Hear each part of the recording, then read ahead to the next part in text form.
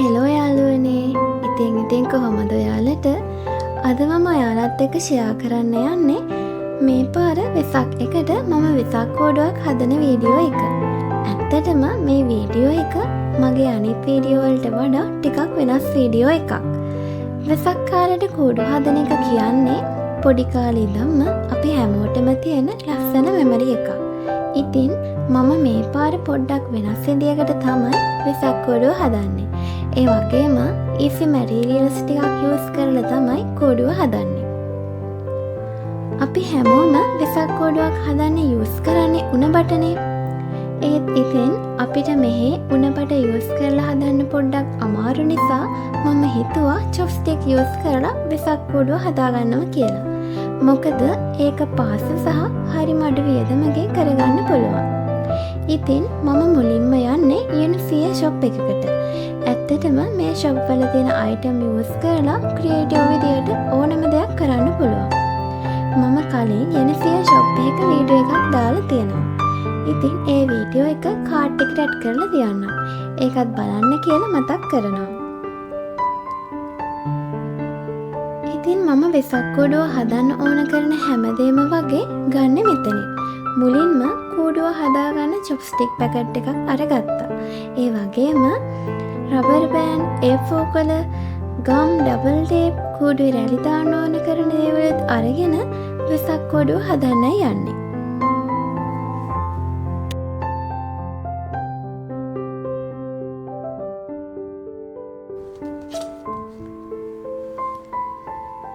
ඕන කරන අයිටම්ස් වර්ග ටික අරගෙන ගෙදරට ආවට පස්සේ කෝඩුව හදන්න තමයි මේ ලෑස්තිය.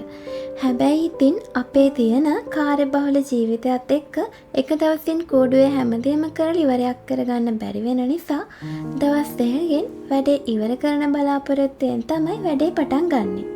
ඉතින් මුලින්ම කෝඩුව හදාගන්න ඕන නිසා chopstick ටික රබර් බෑන්ඩ් වලින් සම්බන්ධ කරන සමචතුරස්‍රහය හදාගෙන කෝඩුව හදා ගන්නවා. පොඩ්ඩක් විතර වෙලාව වැඩියෙන් ගියා මේ වැඩේට.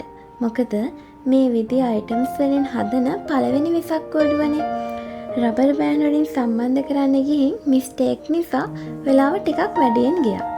ඉතින් අන්තිමටම සමචතුරස්‍ර ටික මේ විදියට තමයි ආවේ.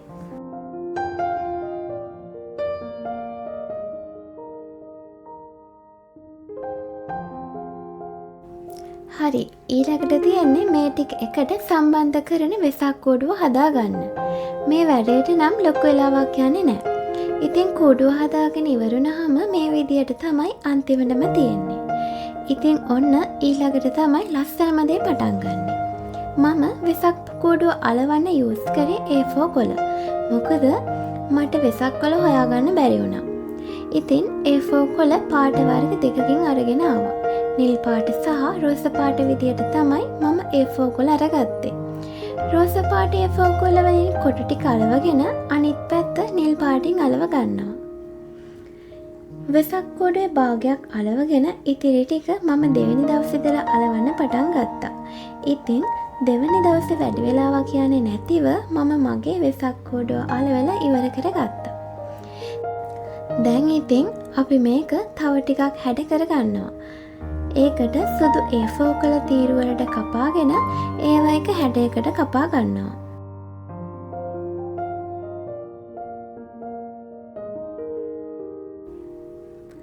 ඉතින් මේ තියෙන්නේ ඒ කපා ගනිපු සුදු පාට තීරු ටික. මේ තීරු ටික දෙක ඇරලා වෙසක් කෝඩුවේ තීරු වලට හරි පරිස්සමට අලව ගන්නවා. මම මේ A4 කොළ අලවන්න ඩබල් ටේප් තමයි use කරේ. ඉතින් මේ තීරු ටිකත් අලවගෙන ඉවරුනාම ලුක් එක මේ විදියට තමයි පේන්නේ. ඇත්තටම මේ විදියට වෙසක් කෝඩුව දැක්කම හිතත් පිරෙනවා. ඒ වගේම අමුතුම හැඟීමක් හිතට දැනෙනවා. ලංකාවෙන් පිට ඉන්න අපිට වෙසක් සමරන්න ඇත්තටම මේ පුංචි දෙත් ලොකුවට දැනෙනවා. ඒක ලස්සන හැඟීමක්.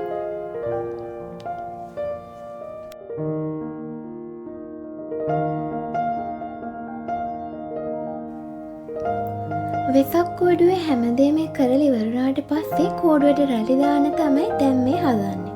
මම රැලි වලට use කරන්නේ ජපන් වල තියෙන කිර කිර කියන මේ සැරසිලි වලට ගන්න ඒවා. ඇත්ත ඇත්තටම මම මේවට කියන සිංහල නම නම් දන්නේ නෑ. මේවත් මම පාට 3කින් අරගන්නවා. රෝස, කහ සහ නිල් පාට වලින් තමයි රැලි වලින් කෝඩුව හැඩ කරගන්නේ. ඉතින් ඇත්තටම මේ ප්‍රොජෙක්ට් එකේ බෙස්ට් පාර්ට් එක උනේ සිම්පල් මැටීරියල් ටිකක් යූස් කරලා හෑන්ඩ්මේඩ් ෆීලින් එකක් තියෙන වෙසක් කොඩුවක් හදාගන්න පුළුවන් වුණ එක. ඉතින් ෆයිනලි මේ විදියට තමයි මගේ වෙසක් කොඩුව ආවේ. මං හිතුවට වඩා ලස්සනට මගේ මේ වෙසක් කොඩුව ආවා. ලයිට් එක දාලා කෝඩුව හෑන් කළාම මේ ෆීලින් එක මට නම් නෙක්ස්ට් ලෙවල්. නයිට් වීව් එකත් එක්ක කෝඩුව ග්ලෝ වෙනකොට ඇත්තටම වෙසක් වයිබ් එක හොඳට දැනෙනවා. ඔයාලත් බලන්නකො මේක. ඇත්තටම පිටරටක ඉඳන් මේ වීඩියෝ එක බලන කෙනෙකුටත් මේ මට දැනෙන ෆීලින් එකම දැනේ කියලා මම හිතනවා. ඉතින් මම මගේ වෙසක් කෝඩුව හැදුවේ මෙහෙම. මේක ලස්සන අත්දැකීමක්. අපි හැමෝටම විශේෂ මේ දවස වෙනුවෙන් අපි හැමෝම ගොඩක් ලොකුවට ඈස්ති වෙනවා. ඉතින් මගේ වෙසක් ඩේ ව්ලොග් එක මේ විදියට තමයි මම ඔයාලත් එක්ක බෙදාගත්තේ. වෙසක් කොඩුව ලස්සනයි නම් අනිවාර්යෙන් කමෙන්ට් එකක් දාන්න. ඒ වගේම ජපන් වල සහ කොරියන් වල ඉන්න අය මේ විදියට වෙසක් කෝඩුවක් හදන්න try කරලා බලන්න කියලා මතක් කරනවා. ඒ වගේම channel එක subscribe කරලා තියාගන්න. next video එකෙන් හම්බ වෙමු. අදට ගිහින් එන්න. sayonara. Udah lahir usia